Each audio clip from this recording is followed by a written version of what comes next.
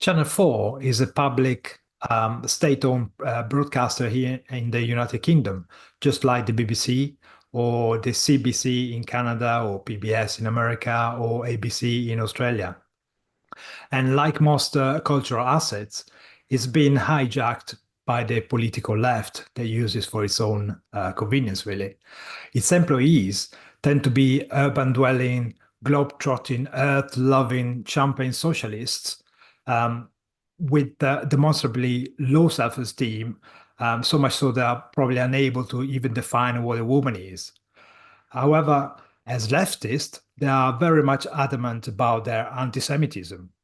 They are sycophantic about Islamic fundamentalism. They think Sharia law is cool and claim to love everybody, except, of course, the Israeli hostages, which are still held by the Gazans and by Hamas since over a year ago from the carnage of October 7th. Today, we're looking at how these incompetent snowflakes are actually spewing out propaganda for terrorists all over the globe. Welcome to the reality show. I'm pleased to say we're joined by Alejandro and Daniel. Thank you very much for joining us. And I should say right at the beginning that today's episode is sponsored by this book by Jim Brown, his new book, Black Hole in Economics, Money Creation and Its Consequences. And we'll tell you a little more about that and why you should definitely buy it later on in the show. But thank you very much to Jim for sponsoring all of December's reality show episodes, including this one. Now, today we're looking at Channel 4, and we're going to be focusing on a particular video which gives like a little microcosm of what they're really like, a little example of what they're really like. That video is called Israel-Hezbollah War, Lebanon Ceasefire Explained. And it's like a bite-sized video where they've done your thinking for you, so you know what to parrot in the propaganda line for Hamas after viewing it. But we're going to do some thinking on top of that video, our own thinking, and point out how to look at these videos and how to spot some of the things that are hidden within it and some of the techniques they use. But just before we begin, let me just say a couple of extra words about Channel 4 in addition to what Marco said, just to give people a context. Channel 4 was set up in 1982 by Margaret Thatcher, back when there were only 3 channels on British TV, the first 2 of which were the BBC, the third which was the commercial one, which they helped, which were forced to pay for the 4th one, which is this one we're talking about, Channel 4, in the initial form of how it was funded. Then after a while, it transitioned to relying on its own advertising for its revenue. So by the 90s, it's still publicly owned, but it uses its own adverts on Channel 4 to fund itself. But of course, it's still publicly owned, and it's sometimes the Conservatives talk about privatizing it just before each election, just before not privatizing it. So it's been around since 1982 in that form. So that's where we begin. So just to kick us off then, just before we start watching this particular video, which is a 6-minute video, or six minutes and a little bit, let me come to you, Alejandro, first, just for your initial thoughts on Channel 4 generally, or what we're about to see. Well, I'm not a regular viewer of Channel 4, to say the least. Certainly, for all the small snippets that they show in YouTube, I've never been impressed by what they show. I think they don't try to conceive a balanced view or even an objective view, and therefore, whenever they show up, I never take them on their own, and I'm always suspicious on what they say. And this video on its own, it's one of those examples, and I think it's going to be interesting as we go along it. Absolutely, yeah. And Daniel, your opening thoughts? Yeah, I mean, I changed my name because I felt a bit exposed when I just had my last name, and you guys are all just on the first name basis, so I changed it. I mean, whenever Syrian civil war was is in the news recently, and when it's sort of, and for some time I wanted to like really get into it because it's like a complicated, it's sort of like a complicated thing, too many sides, and sort of like trying to grasp it, trying to understand. I wanted to do, and what I like to do, what I really like are YouTube videos generally, mainly because of the visual aspect. It's one thing to read about something, and it's one thing to like really see the map, see the relation to like other things, see how things are moving. And so I watched a bunch of them on YouTube, and whenever I watch this type of videos, and it's similar to what we watched yesterday's on the reality show, and it's similar to what we're gonna watch here, I always come out with like this I almost even more confused than I was before. Like, okay, I have actually no, like, what was I even watching? Like this, and again, we talked about it on video. This like wanting to be neutral. This just wanting like, this is what this side says. This is what this side says. This is what these people's like goals are. This is what these people's goals are. This really like valueless view of reality. This like I have, I'm a blank slate basically. I have no values, and I'm just gonna look at it objectively. And it really comes up as basically, well, one, the moral travesty of basically equating an actual liberal democracy, an actual like civilized government, to a failed state of Lebanon or the terrorist organization of Hezbollah. I mean, when you start doing that, there's very little you can get out of that. So I think that's one of the biggest takeaways from this, is this, these infographics type of shows that are just, trying to be objective, trying to be neutral, but in pursuing of that, they are basically legitimizing terrorist organizations. Yeah, absolutely. Before we play the first minute, you're absolutely right. The whole point of this little brief content is actually just to show you whatever I tell you is true. Because look at me, I've got the maps and I've got all this kind of stuff. I've got numbers, I've got statistics. So whatever I tell you is trustworthy. And the guy doesn't come from his own perspective. He's being totally objective. Yeah, and the whole point is provide some narrative, incredibly loaded narrative towards the Hamas side, and make it look like it's a legit stuff, which comes from a neutral point of view, which it absolutely isn't, as we'll see in a minute. So if you're ready, we can play the first minute. I'm apologizing to the people who are watching this, but a 60-day ceasefire has been agreed, bringing an end to more than a year of fighting between Hezbollah and Israel. We're going to look at what exactly both sides have agreed to in the deal, why a ceasefire is happening now, and what impact this deal has on the war in Gaza. This is the Hezbollah-Israel ceasefire explained. First of all, let's remind ourselves why a ceasefire is even needed. After the Hamas attack of October the 7th, Israel launched a full-scale military response. At the same time, Hezbollah launched rocket attacks from southern Lebanon into northern Israel in solidarity with Hamas. And in turn, Israel fired back into Lebanon. By September 2024, more than 60,000 Israelis had been forced to leave their homes along the border, a fact used by Benjamin Netanyahu's government to then escalate the conflict. Israel. Well, where do we start? Alejandro, do you want to tackle this one first? Well, maybe a brief comment, and that's the whole notion of the way that he's constructing it. Like, well, this is the excuse that Netanyahu is using to escalate the conflict. It's just one claim, and the other ones have another claim. There exists no justice. I'm just observing things from the outside. They say this, the other ones say the other things, and that's it. And that's one of the things that I want to talk a bit more about later, is how pernicious the regulation on speech in TV is. And that's one of the consequences that you see over here, where essentially what you have is someone appearing to be unbiased, unable to say any value judgment, and what it ends up doing is it doesn't attach any consequences to any statements. It just says, well, any claim is as valid as other one. that's really creepy. And I will talk a bit more later on why I think the regulatory state on TV is the culpable over here. Cool. Yeah.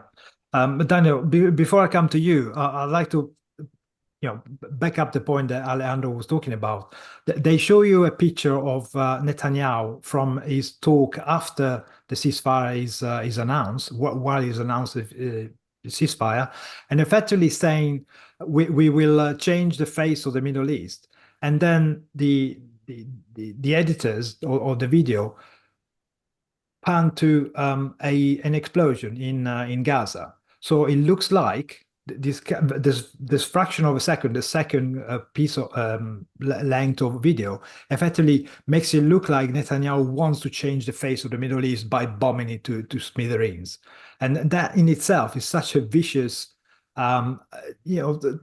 subtitles, sub-story to the narrative that it's literally designed to skew the viewer's perception and make them feel like, oh, this is not right.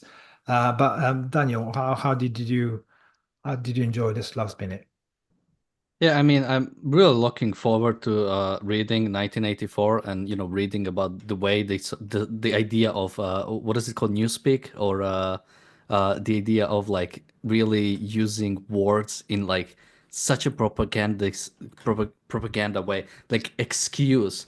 Oh, what about the Zelensky's excuse of continuing war because parts of Ukraine are occupied? I mean, that's ridiculous. What about the excuse of allies continuing fighting against the Nazis just because Europe is occupied or something like that? I mean, that's like, how can you say? And I almost wanted to give him credit. Oh, he mentioned 60,000 Israelis cannot go into north, and he says excuse. I mean, like again, it's so hard to even it's so hard to even like comment. Like, does this person actually? Well, yeah, he knows what he's saying. He knows what he's implying. But just think about what he's saying. He's saying like, Netanyahu. Netanyahu was just waiting for October 7th to happen. I mean, he said he's gonna change the face of the Middle East. These are like actually like anti-Semitic. I mean, like anti-Jewish like talking points. Basically, these Jews, they're just waiting until they are attacked so they can take back land, or they can attack somebody else. Yeah, and mentioning, I mean, that's why I named this show channel for reports in solidarity with Hamas, because as Alex mentions in the chat, it's like solidarity with Hamas is like a Hezbollah talking point. They just wanted to kill Jews. There's no like solidarity with Hamas.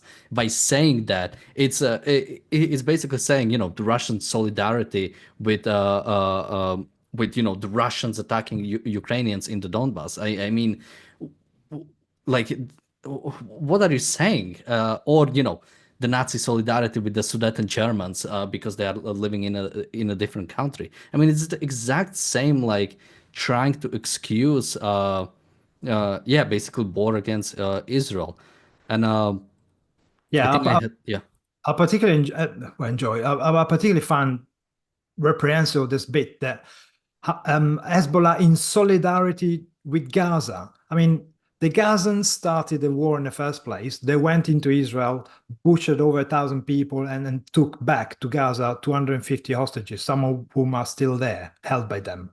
And then, in sympathy to this, Hezbollah throws missile at Israel. Is that even solidarity? Is that even the correct use of solidarity? That's idiotic. I mean, that really annoyed me. And the fact that he mentioned that Israel full-scale response, implying that what Hamas did was actually just a little bit. They just went for a day journey into Israel, just butchering a few thousand Israelis. But it was a small-scale attack, nothing like the response that Israel is doing. This is just absolutely pro-Hamas. This is pure propaganda for Hamas. I mean, they talk about in solidarity with Hamas as victims, not as rapists, murderers, and the barbarians they were. Look at the comparison between, you got people jumping on a tank. That's supposed to represent October the 7th. No Nova Festival, no hostage taking. If you noticed, and I've mentioned this before on shows, how little in like a year now you see of the murderous paragliders, reference to them or images of them. It's like they've been erased from history when it comes to the coverage of this. And of course, they're erased from this clip, aren't they? But you've got none of that, and then you've got the comparison with a full-scale military response, queue blowing whole buildings up, as if Israel was just hungry to blow up buildings. Yeah, so it really is despicable. But sorry, Daniel, did you want to add anything before we went? Yeah, I mean, one point we haven't mentioned from the thing was why ceasefire is needed. Where did that come from? What, you only. You've only started describing this conflict, you're already saying why a ceasefire is needed. And again, I don't like World War II comparison, but imagine describing World War II like that, like you're in 42 and let's explain why a ceasefire is needed. That is an actual value judgment. You're saying it is needed, and you're just sort of letting it slide through. And yeah, I mean the supposed yeah. I mean, we should listen more. I mean, okay. By all means, we can play the next clip.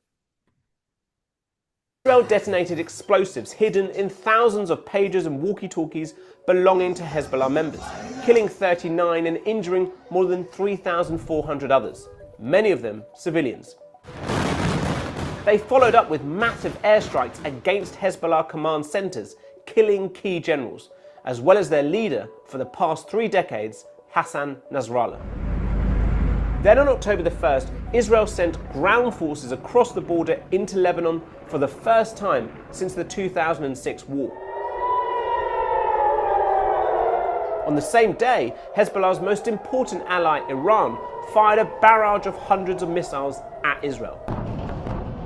And since then, the Israeli airstrikes and Hezbollah rockets have been unrelenting. Wow. The bad Israelis went into Lebanon. He conveniently forgot to mention that Hezbollah was forbidden by a resolution, UN Security Council Resolution 1701 from 2006, to enter the zone between the Israeli border and the Litani River. They should have been prevented from having any installation, weapons, or even presence in there. And that's why UN provided a made-up security force whose job was just to maintain that kind of scenario, which didn't happen. Hezbollah, we've seen built installations, built tunnels, stocked up lots and lots of missiles and rockets and ballistic missiles even in houses.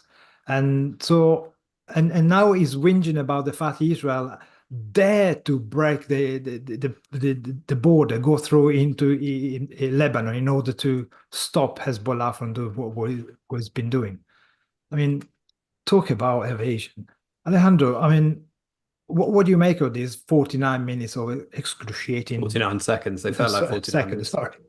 Well, I see it slightly different. I think I don't see it as having a specific tone. He says, well, this happened and then this happened. The only slant that I see in the video is when he mentions about the civilians in the walkie-talkies.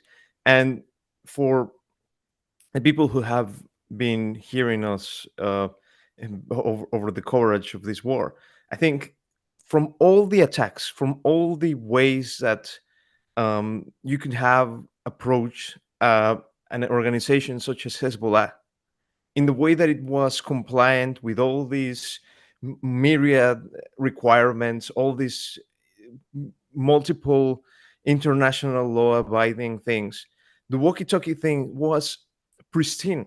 Like, it was targeted to very specific individuals, and yes, there were collateral of civilians.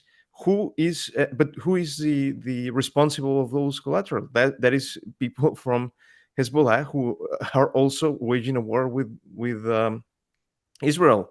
I, um, I won't say more because we have talked about this in the past, but I think that's one of the ways in which they nudged their view, and maybe just complementing the comment that we were making before.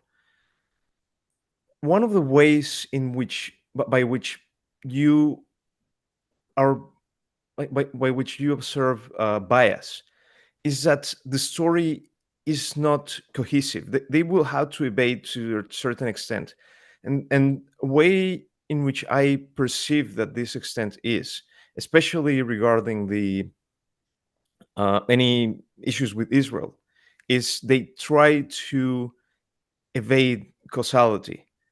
And one of the ways, like the clearest ways, is what you were saying, the whole notion of, well, why did the war started? uh, I don't know, everything was peaceful, and then one day, for some reason, Israel started the war. That's, I mean, it's not the view that this video is trying to portray, but you see that there's some um, lack of causality in the way that they are putting this. And one of the ways that you see it is, as you mentioned, Marco, that that Hezbollah has been evading essentially the treatises that these people really love, the international treaties. And if you think that this is just for this is just to abridge the video, how many times do you hear from Channel 4 that whenever they talk about the Golan Heights or any other territories, they talk about the illegally occupied or something like that? Why don't they say the illegally taking over of Hezbollah over that region, or legally unabiding of their international treaties? I think the answer is obvious. Absolutely. Thank you very much to Daniel R for the super chat. He says, how long before Israel is criticized for not letting the humanitarian solidarity rockets to land? Yeah, absolutely, Daniel. Absolutely. And let me come to you, Daniel, for your thoughts on that second clip. Yeah, I mean, well, the first part, well, let me just write it down so I don't forget it. Well, yeah, as Alejandro mentioned, I was laughing when he said about, suddenly we are at war. It's like you're listening to the Avatar, The Last Airbender. There was peace, and then suddenly the Fire Nation attacked, and there was no reason behind it. It's just like happened. It's now it's a fact of nature. Now we're in the 100 Years War. No one knows why, but we're just doing that. And yeah, well, one more point I wanted to mention. Well, I'll go back to the pages also, but when it comes to special infographics like this, and look out for it, you'll see, you can see sort of the bias based on like how. This is actually really interesting when you use like Google Maps. Depending on what country you're in, the borders might shift a little bit based if the country that has like some enforcement. Basically, you could think about the India Pakistan, the borders there might shift a bit based on where you are, and of course borders in Israel, borders in Ukraine, in Serbia. And what's interesting is, they show the sort of like a jagged line with the Golan Heights, because they are legally occupying it, and they show all of West Bank in one color, basically. Again, and this is where sort of like sort of ideology almost goes above, like what's the reality on the ground. Like, this just false. Like, even showing West Bank as like a whole thing, and sort of like showing it as a full thing on both sides is kind of bad, because like it's a complicated thing. But you can see the bias with, I mean, for example, the Golan Heights. Like, when you are putting it in like jagged lines, when you're implying that, well, Golan Heights, for all its worth, they are part of Israel. They were annexed. The people there can be, I believe, they even have a path to citizenship or are citizens. And like, why can't you just say like, oh well, no, this is just like, would it be preferable if it like goes back to Syria? Like, do we really want it to give it back to Assad? Have like the people there? Do you think the people there want to go like would rather be in Syria right now?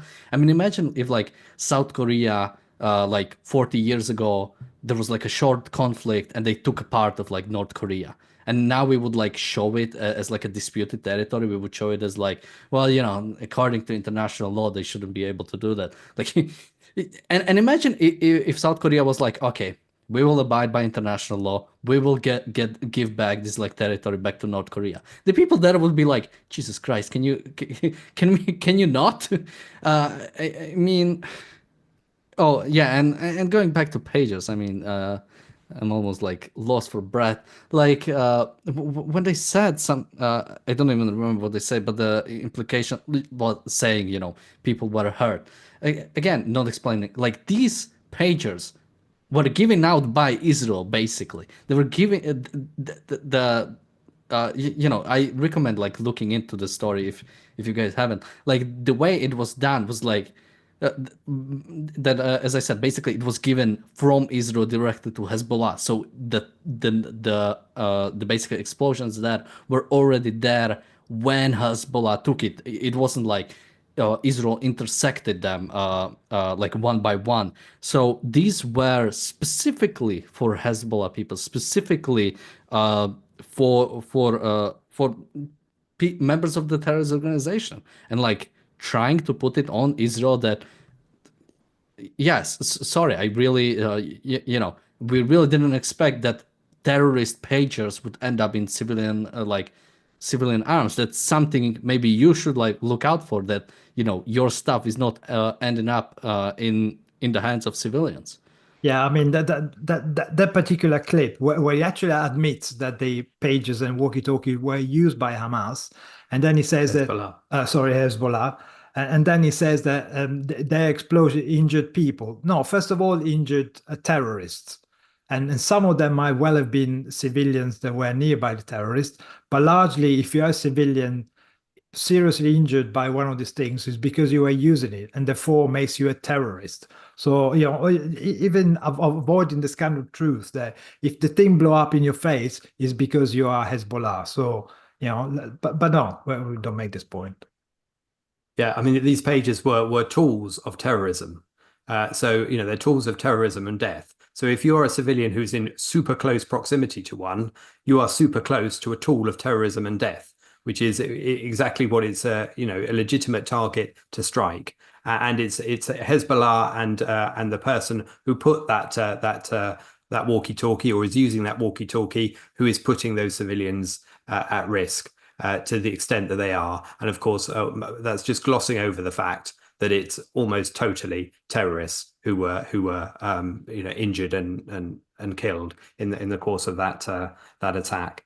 I think one of the things I wanted to mention was, of course, Israel followed up by a massive airstrike.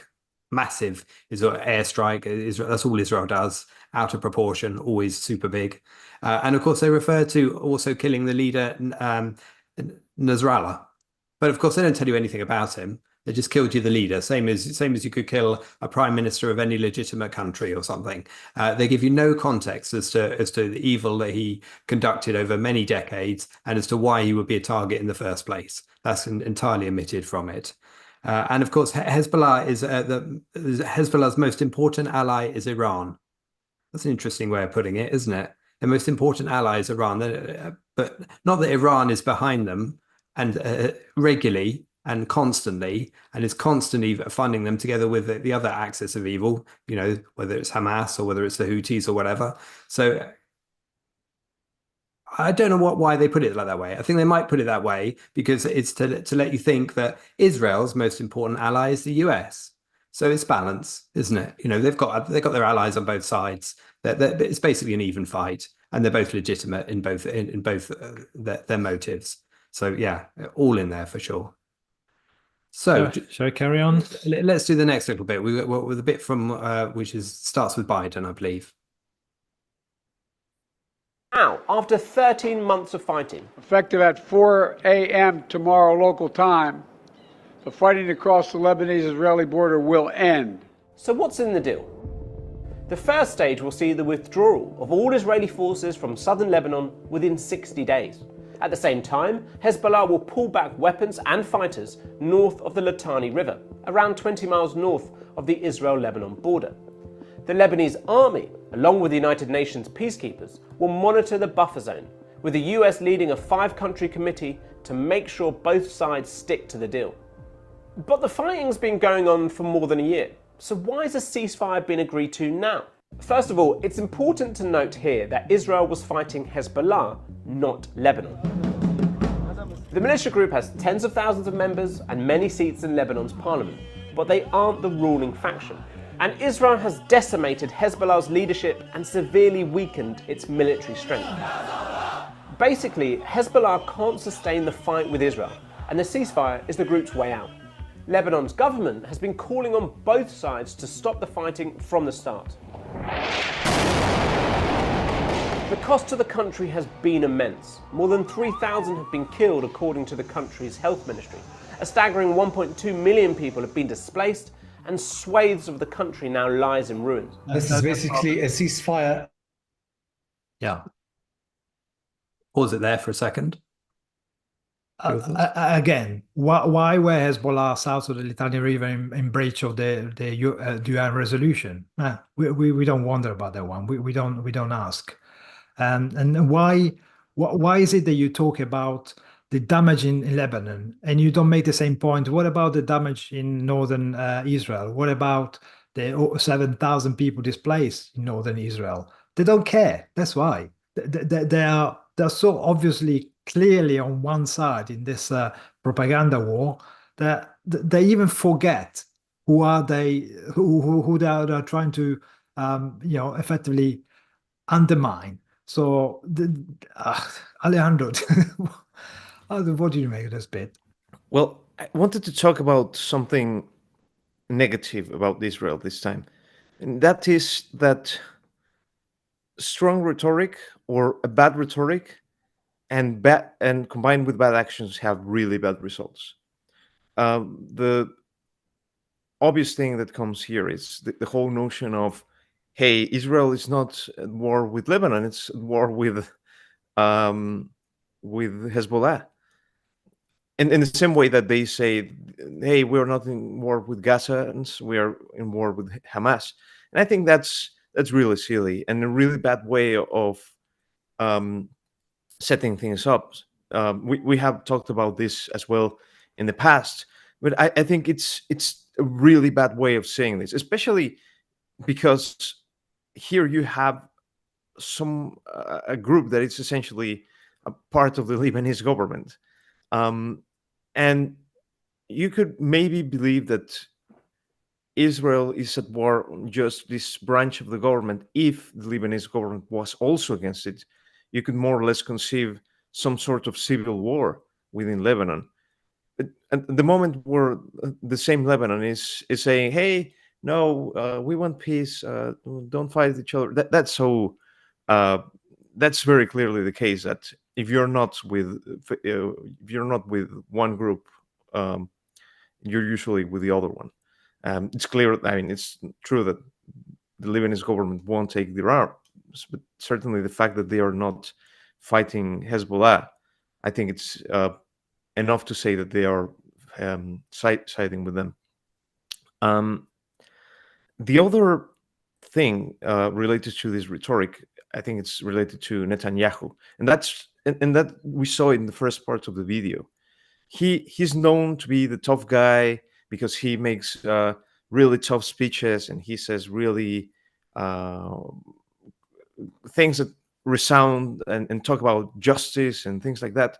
But whenever he moves, he's very timid, he's very soft. And yeah, true, with the media, they have been making their paper and they have been doing the roles and saying that, this guy is bloodthirsty. He's like this kind of vampire, genocidal vampire that wants to kill everyone. I don't think it is. And when story is read in 100, 1,000 years from now, people will recognize how soft he was. but at the same time, what you have with that is you have the precedent of someone that was apparently very tough. And if this war, or if everything that Netanyahu doesn't come up as something successful, I think you will have the precedent of, well, we tried to do the tough thing. We tried to do like the thing that was going to be really bad, or that they told us that it was really bad, very against international law, and it didn't work. So now we have to search for a different alternative.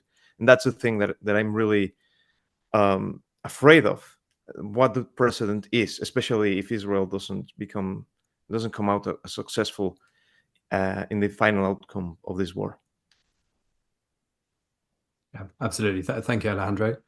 Daniel, your thoughts, and also a reminder of today's sponsor, if you would. Yeah, let me remind people that today's episode of the reality show, as well as every episode of the reality show in the month of December, is sponsored by James Brown's new book, A Black Hole in Economics, Money Creation and Its Consequences. Let me just read you a little excerpt from it. In the field of money creation, ignorance is not bliss. If you know how banks create new money, you can begin to understand how the money supply grows, its source, who benefits, and who is harmed.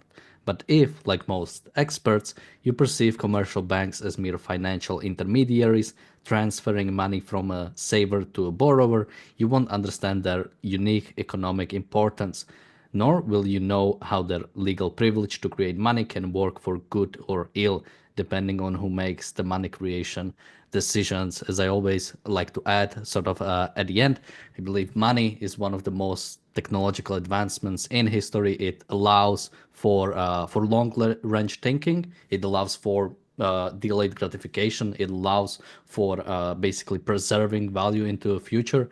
And the fact that that value is degraded by 2% by law, or sort of by some standard every year, should have you worried. And I think James Brown's book is a pretty good resource when it comes to understanding what money creation really is. And let me also remind people that all the royalties from the sale of the book go towards the support of Ayn Rand Centre UK, so we can both really get more knowledgeable about the money creation and also make sure we stay on air. Absolutely, yeah. Thank you, Daniel. And your thoughts on the last clip we saw? Anything you wanted to add to what Alejandro's remarks? Yeah, I mean, I just had add a couple of points. First thing, there was a, and this only has me worried because already there's so much like bias, but would not necessarily be bad in like a really short video when you just want to like, again, pinpoint focus on the specific deal, but sort of just saying, Hezbollah will go north of Litani River, and sort of not explaining the UN Security Resolution 1701 and sort of what was the standard at the past, basically that we are just sort of going to something that was already supposed to be happening and not much in reality has changed. I think you could say is lying by omission, basically, really omitting this fact. But I could sort of understand it if you really say, look, I just want to do a short video. But it makes me worried based on everything else we've seen. Well, yeah, and I'll build up on Alejandro's point about, this definitely should have been from the start. Netanyahu should have said, no, Lebanon is complicit. Lebanon is legitimizing Hezbollah. It is allowing Hezbollah to exist, and it's not doing anything about Hezbollah. When I believe it was, I'm not sure if it was after the pager attack or after the killing of Hassan Nasrallah, but Lebanon said that this is an attack on Lebanese sovereignty, not the fact that we are allowing a terrorist organization to occupy like 20%, 15% of our land. No, it's the fact that there is someone out there trying to destroy that terrorist organization. And yeah, this whole, it's like the way it's put up is like there's like an insurgency group in Lebanon, like, hey guys, stop fighting, or not even insurgency group, because Lebanon is saying stop fighting, like this. Like Lebanon is being like a big person here, like a big guy. Hey guys, come on, let's just get together. Let's really, let's just stop fighting. I mean, yeah, it's ridiculous. Yeah. I mean, having made the distinction between Hezbollah and Lebanon, they then got the difficulty of how to refer to Hezbollah. So they say it's not the ruling faction, but then they say the ceasefire is the group's only way out. Well, what kind of a group are you talking about there? Are you doing a knitting group, a craft group? No, you don't want to say the word terrorist, do you? You've created a trap for yourself and fallen flat in it. But of course, most people aren't going to notice that. Now, I think that where we stop the clip, we're already starting to show some of the destruction and has in Lebanon, and we can wind it back a few seconds to catch all that, so that we can also include the references to destruction in Israel and the murder of the kids on the soccer field. Oh no, we can't include that. They missed that out of the whole clip. So we can only show you what happened in Lebanon. Nothing's happened in Israel at any point. So perhaps we can start that clip now, Daniel. It's a short video, guys. Come on, they couldn't put it on it. Yeah. So you had to include this bit. Killed, according to the country's health ministry. A staggering 1.2 million people have been displaced, and swathes of the country now lies in ruins. This is basically a ceasefire under fire with such huge losses to the Lebanese people, the Lebanese economy. That huge civilian toll has led to pressure on Israel too, with the United Nations, the European Union, and most significantly the United States, demanding an end to the violence and humanitarian crisis. But there are other reasons too. When he announced the ceasefire, Israel's Prime Minister Benjamin Netanyahu gave 3 reasons for peace. סיבה ראשונה, התמקדות באיום האיראני. סיבה שנייה, רענון כוחות וחידוש מלאים. ניתוק הזירה ובידוד החמאס. The deal also allows Israel to claim some victory. Netanyahu says they've set Hezbollah back for decades, and that the 60,000 Israelis displaced by their rocket attacks can now go back to their homes in northern Israel. But some of them don't want to go back because they think the threat is still there and that Hezbollah will target them again. אבל אני חושב שזה יחזור על עצמו עוד פעם. היינו צריכים לגמור פעם אחת לתמיד, ללמד אותם לקח שלא יחזרו על 9 באוקטובר. And even some in Israel's own government are unhappy. Take Itamar Ben-Gvir, an ultra-nationalist cabinet minister. He believes the deal is an historic mistake and that they should keep fighting until Israel has total victory. To keep the critics happy and get the deal done, the United States has given Netanyahu the right to strike Lebanon again in the future if Hezbollah poses a threat. And just 2 days into the deal, Israel used a drone to fire a warning shot at vehicles entering a restricted zone in southern Lebanon, saying it's committed to, quote... Shall I stop on this one? That's terrible, isn't it? Israel, agree a ceasefire, saying if you attack us again, we're going to retaliate, and they're attacked again a number of times, and they retaliated. But again, it's Israel's fault. Israel should have used the drone to attack the people that were trying to regroup and throw missiles from the area where they were not supposed to be, according to this deal. Again, it's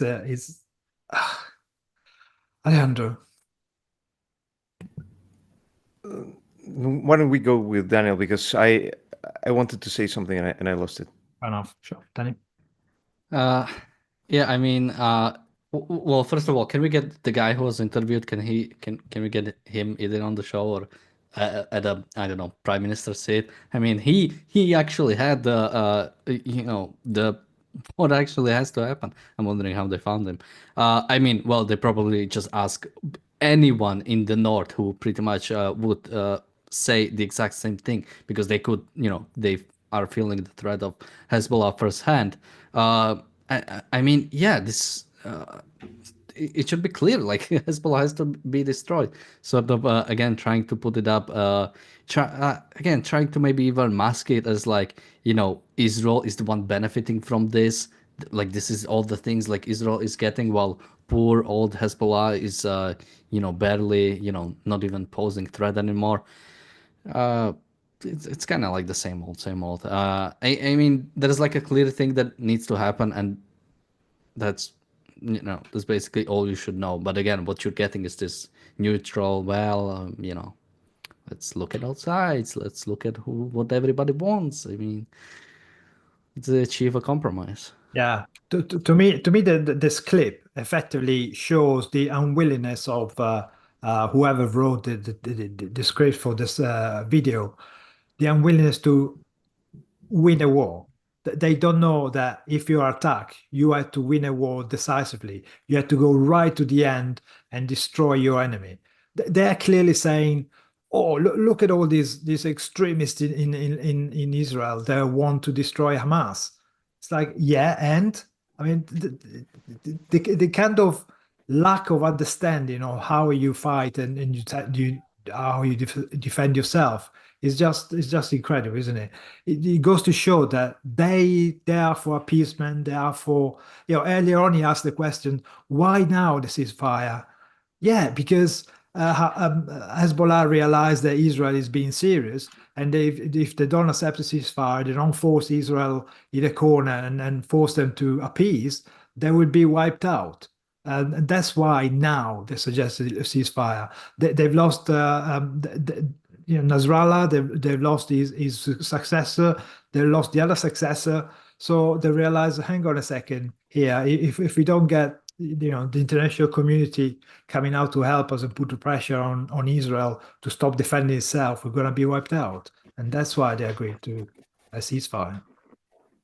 Alejandro, did you want to add anything to that? Well, just I wish I'm very wishful that they had set back. If that's true, that Hezbollah was set back for decades. I'm very skeptical of that. This kind of things are very difficult to eradicate, and the only constraint probably is recruiting. I hope to be wrong, but the thing that I wanted to say is, and basing on your point, Marco, I think the main issue here is that regulation, the main argument against regulation is the reason why that people use in favor of it, and that is that people claim that we need regulation because we cannot test things. We aren't wise enough to think on our own, to check if what the products that they are giving us are correct and useful for us.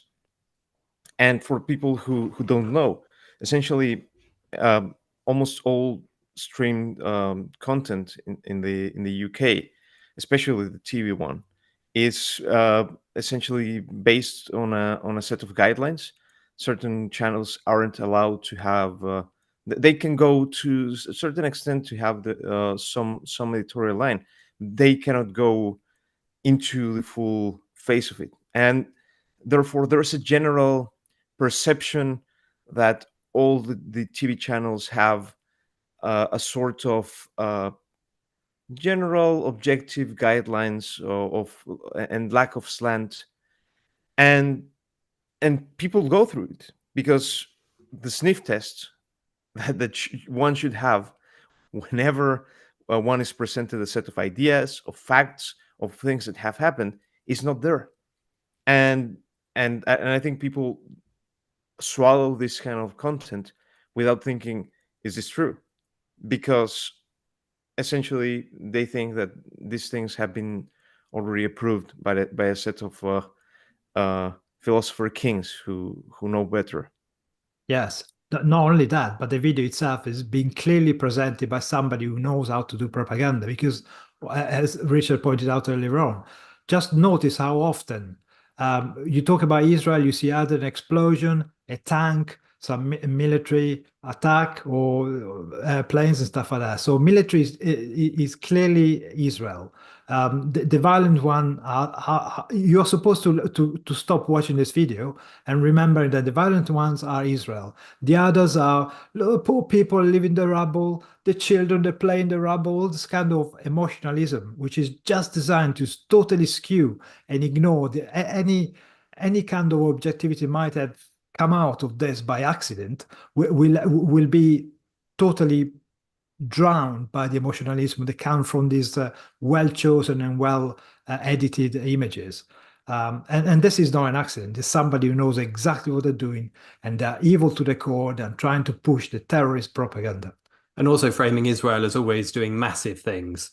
So, the implication that the other side are doing tiny things, and therefore it's disproportionate. That's always the implication. And also Israel is always mentioned first in terms of these things. So earlier on, they said Israel has got 60, first Israel should withdraw within 60 days.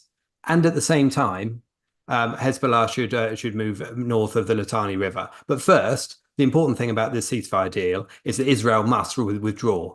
That's the emphasis is put on that side of it. That's certainly all in there. And I would just have a few things about Channel 4 whilst I think of it, because Channel 4 was set up to be like the non-stuffy version of the BBC. So it is set up to appeal to a younger audience, to be a more youthful presentation of the news. And you can see how it reflects what people are taught within university, how university is the way, because it's kind of aimed at a sort of young professional audience, particularly their news output, certainly. And you can see how it's a smooth transition from what they would have learned in a lecture hall to what they're being lectured at via a short clip such as this. There's the same kind of tone, the same kind of insistence, the same kind of presentation. That's definitely in there, and I think it's a depressing reflection of the culture, to be honest, because the Channel 4 doesn't emerge out of nowhere. It emerges out of the culture of the country, and of course, we can't just say if you replace Channel 4, everything would be rosy. It's a symptom of the problems of the Western world looking at the world the way it does, and not having the moral confidence to stand up for its values and be clear on the difference between the two sides. So we probably ought to make sure, as we're approaching the end of the time, that we've got time to play a little more of the clip. So let's see whether we can maybe get to the end. Enforcing the ceasefire. For now, the conflict has stopped, in Lebanon at least.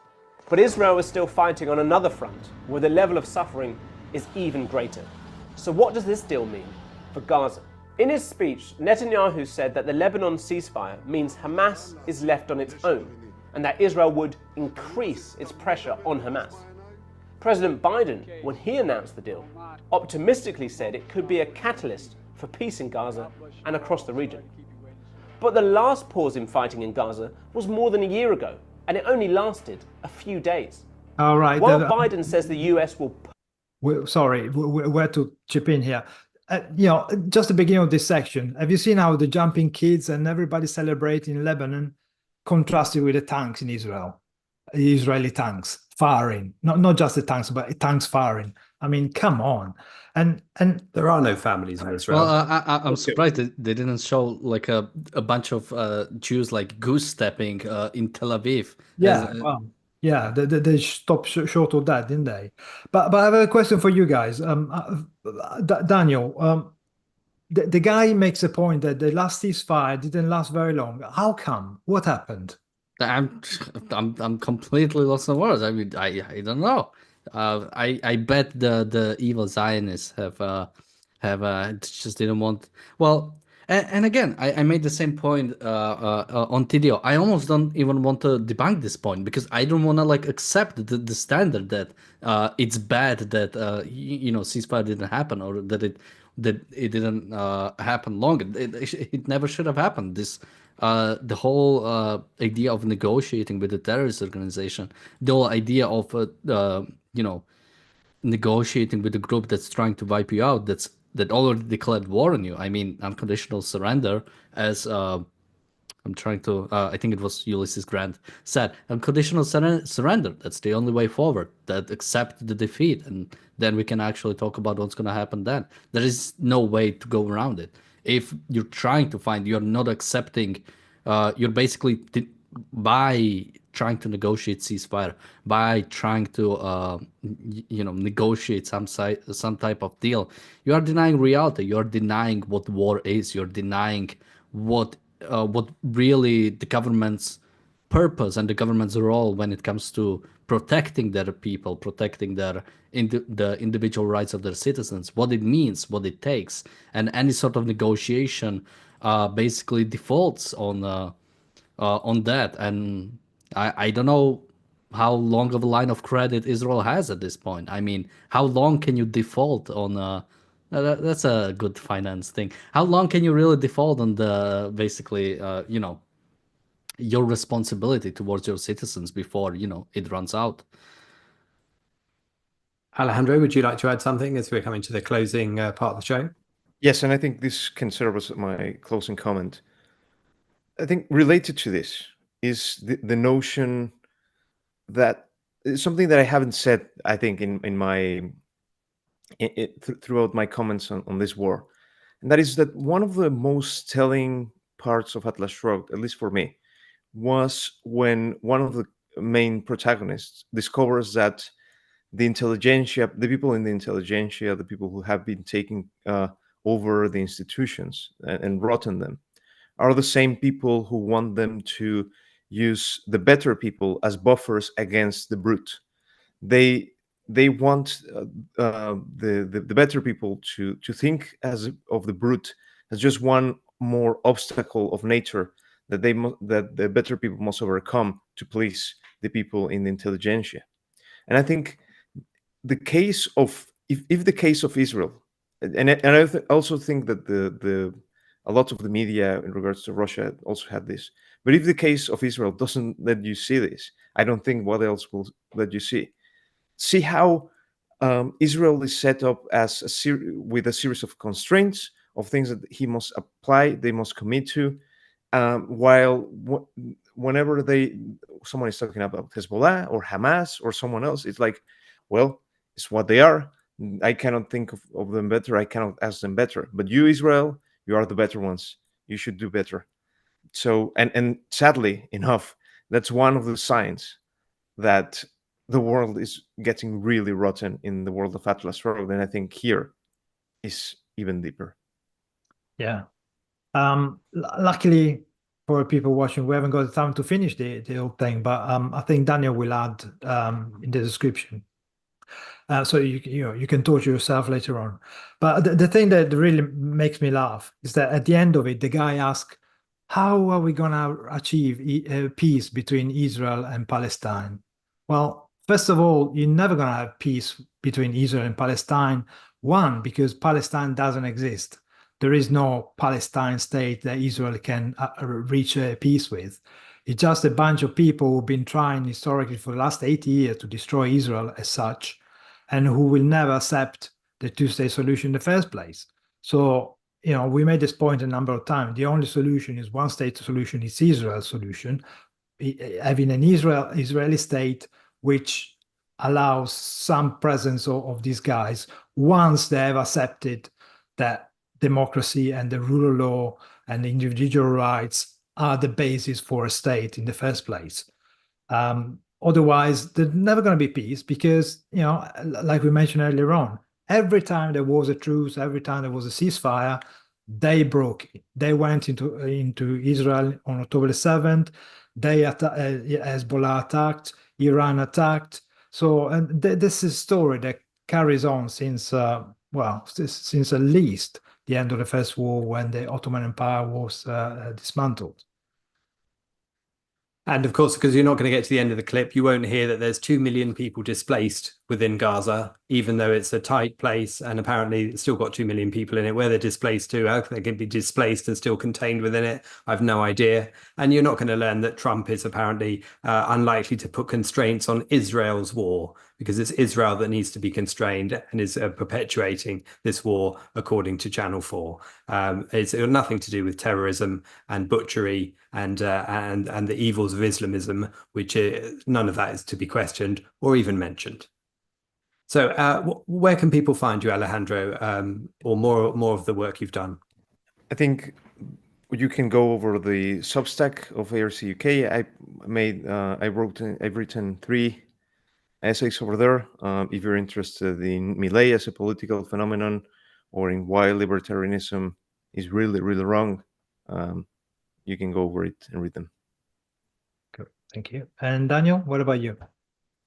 You can find me on my YouTube channel, Damned Dan, as you said, the links are going to be in the description. Also, thank you, Bonnie, for your super chat. And let me remind people again that today's episode of The Reality Show is sponsored by James Brown's new book, A Black Hole in Economics, Money Creation and Its Consequences. I just realized I have on my table here a €2 coin. So if you want to learn more how this thing lost 10% of its value in 5 years, and what it means for currency to have value, and what it means for what it takes when it comes to money creation, and to sort of uncover basically, or sort of to gain a better understanding of how that works.